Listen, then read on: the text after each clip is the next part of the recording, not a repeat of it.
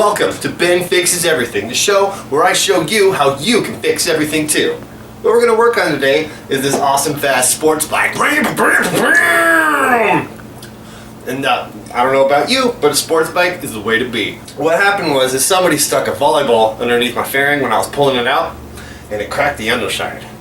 And instead of going to eBay or ordering off Amazon, any kind of a weird fairing kit that they have shipped in from China, sometimes it's just easier to fix what you got instead of trying to order in new things that might not match your paint or your sticker scheme right here. And you'll look goofy and you'll look kind of stupid and it might look like you stole the bike. So what we're going to do is we're going to take this apart.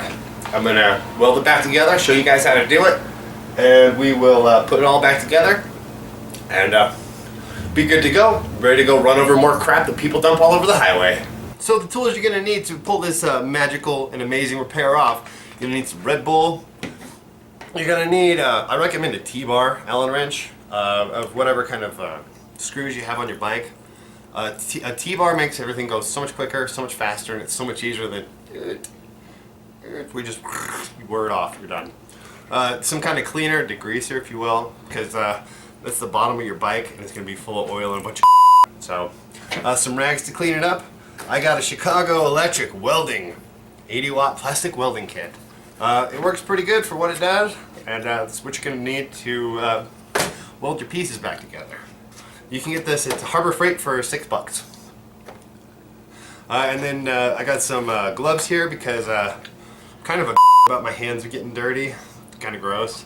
So I like to wear my little gloves, and I like looking like Mickey Mouse while I fix things. So that's what I do. You also need an electrical cord to plug your electric plastic welding kit together. So once you got all this stuff, I'll show you how to pull it off the bike. Alright, so the first thing you want to do is you're going to find out where all the fairing pieces come together and how many of them you got to take off. This whole underside piece right here is all connected. There's an inside piece here too. I've already previously welded and that held together. But you're going to have to figure out like the whole thing. If you're going to fix any of the fairing up here or any of this top fairing, you got to watch out because you're going to have a bunch of lights and a lot of electrical wiring, and a lot of it's going to fit together kind of crazy, so you have to be extremely careful with what you're doing up here. These are kind of a lot more of a pain in the to take apart, but with this bottom one's pretty simple. It's just a few pieces. What you're going to go through, and all you're going to do is take your T-bar,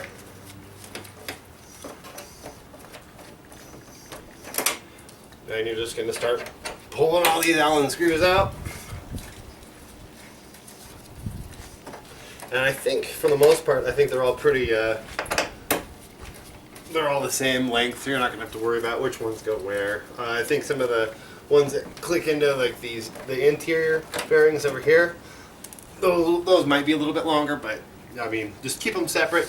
Don't lose your parts, because that's irritating when you go to put it back together. But all you got to do is just go through, take all these apart, and I'll start back up in a second once I got all these apart. Okay, so I've got the fairing off. I lied, there were two that were different. These are ones that actually go directly into the frame, the steel frame underneath. You just want to keep those separate. Remember which ones they came from. One here, one directly on the other side underneath the oil cooler. Another thing I forgot to mention is always turn your bike off. I know common sense, but at the same time you never know. If it's hot, you want to be really careful because you could burn your hands on these bottom pieces right here. And it's just best to wait to let it cool off, man. Wait for it to cool, bro. But what you do, you pull your fairing off. Being really careful because you can see where it's broken. It's right here, that one right there. And so what we're gonna do is we're gonna fix that because that's no bueno. All right, so what you're gonna do is this is obviously the piece that's broken. I've already welded these pieces together in the past and they've managed to hold up, so I kind of know what I'm doing, I guess. I took this one apart, and this is the weld that came off, so I cleaned the weld off. What I'm going to do now is I'm going to take some cleaner and I'm going to clean all the grease and all the crap off, so that way it's got a clean surface, and we'll go from there with the welding. Okay, so you're going to want to plug in your amazing plastic welder, which is basically just a soldering gun for plastic. These are the strips that come with it. They kind of suck, but they're actually pretty thick. while you're shopping there, you can also get these other kinds of, these are different kinds of plastic that you can get. Some of them are PVC. I prefer to use the PVC on the outside because it kind of matches the color and it doesn't look as noticeable. If you're going to do like an upper fairing or anything like that, I wouldn't weld with anything without, you know, making it look kind of like a factory color and then kind of cleaning it up a little bit because it'll look kind of Frankenstein, if you will. This is also really good for also like welding bumpers together and things like that, but remind yourself that if you are going to weld your front bumper, to unplug your battery first, or else your airbags will go off when you pull the bumper off. So don't forget to do that, people. So I've cleaned these off as best as I can. Some of this oil I think is permanent, and it's as good as it can get. What I'm going to do is I'm going to scratch all my contact points along this plastic edge. I'm going to roughen them up.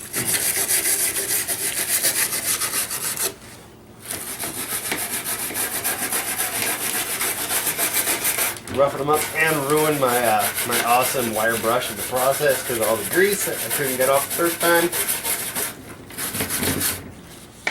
But it's something. I left the PVC weld on this side, and I'm probably just going to go over it again and remelt it. What you want to do is you're going to put your piece back together, and you want to try and get like this, to where all you got is just a little seam there. That's going to make your overall thing look way better, and I'm going to try and tack it together real quick. But what you're going to want to do is you're going to want to try and tack it in place, let it cool for a second to make sure it keeps its shape. Otherwise it's going to fall apart and you're going to be worse off than you were in the first place. So I don't know. I wish this thing had a temperature control on it. It's got a light that says, yeah, it's working, but other than that, it's just not seeming to get very hot. So what I'm going to do is try and cut a chunk here and then melt the hell out of it. A lot of fun. A lot of fun with curved parts.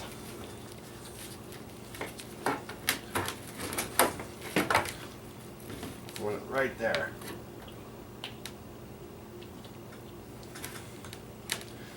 Okay, so there's a tack there. Let it cool.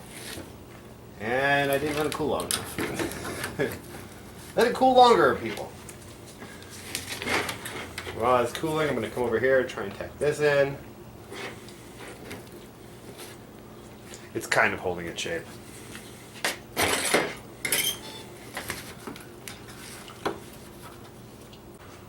So I started here on the outside with the PVC.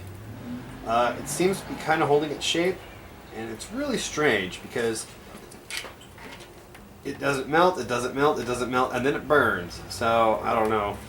This stuff is definitely kind of use at your own caution and personal discrepancy, if you will. But it seems to be coming along all right, and you just want to take it, burn off pieces, melt them into the seam, hold it there, and keep bringing it down. Keep bringing it down. So I've gone from here to here. Like I said, it's not the most beautiful fix in the world, but right here, nobody on earth is going to see it, so I personally don't care. So I'm just going to go with it. Another thing is, don't breathe these fumes in. It's like a soldering iron, but with plastic, which is probably 1,000 times better than, or 1,000 times better than lead. So try not to breathe the fumes in. Do it in a well-ventilated area. Just take your time, and as it cools behind you, it'll start gaining rigidity back. So, you know, it is frustrating to get started, but once you have it tacked and you start on a line and a bead, it all starts coming together pretty good. And what I'm going to do is I'm going to come along this crack right here and go all the way to here. So, when I'm done with this outside, I'll flip it over, start again, show you guys how to do with the really crappy tar stuff on the other side. So, all right, I've got the PVC part on the outside welded. It's not going to win any beauty contests anytime soon. You might even consider it even somewhat fugly, but you can tell structurally it's getting better and better and better. So I'm going to flip it over. You're going to make sure it's good to go. You're holding that curvature of the piece so that way it goes back together. 'Cause that's the other thing that's big, is if you have it cocked a little bit weird, you're going to have a hell of a time trying to fit it back together. So let's flip it over and let's put this awful asphalt style stuff on the inside. And after that, letting it cool for a second, should be super strong. Super ugly, but super strong. Okay, so I'm here. I mean, I've got all this done. As you can tell, my little welder here has gotten warped. So I don't know. I don't know if the heat's doing it to it, but watch out for your thing getting hot because it's starting to travel up the handle, and this is getting all deformed and messed up. But anyways, here we go. I got this done pretty well. I think it's pretty solid. As you can see, it's once again not the most beautiful thing in the world. So, but it's holding together on both sides. For the most part, this should hold up against the wind. It will still have a weak point to it. So if you do run over a cat again or whatever you run over, it's going to crack here, but it can be easily fixed. It's not going to crack somewhere else. So this is going to take a lot of the stress. So it's definitely more of a making it a pretty bike, mostly. If you wanted to be a purist about it, you could prime all this down. You could sand all this down, repaint it if you really wanted to. But for me, nobody's going to see this, so I don't care. It can look like Frankenstein's butthole. So I'm going to let it cool off for a second. I'm going to put the underside back together again, and then we'll go put it back on the bike. So as you can see here, I've got the fairing put back together in one piece. Everything fits. All the tabs line up. I mean, it's pretty awesome. I mean, this is way better than spending, you know, $220 for a green version of this on eBay and having it look it's not the most beautiful thing in the world, but at the same time it's functional. If you, like my bike is an air-cooled bike, and if you do not have all these parts in and stuff like that, it can rob air from different parts of the motor and it can actually overheat a lot more. You got to have it looking stock to keep the airflow going and keep your bike alive. So we're going to throw this on the bike. Alright, so I'm just going to slap this underneath this bad boy right here, but you can tell like these fatter pieces right here, like these fatter ones, those are going to be where the shock bolts, these thicker, bigger ones go. I've got one on the other side too, but it's pretty simple. You just want to carefully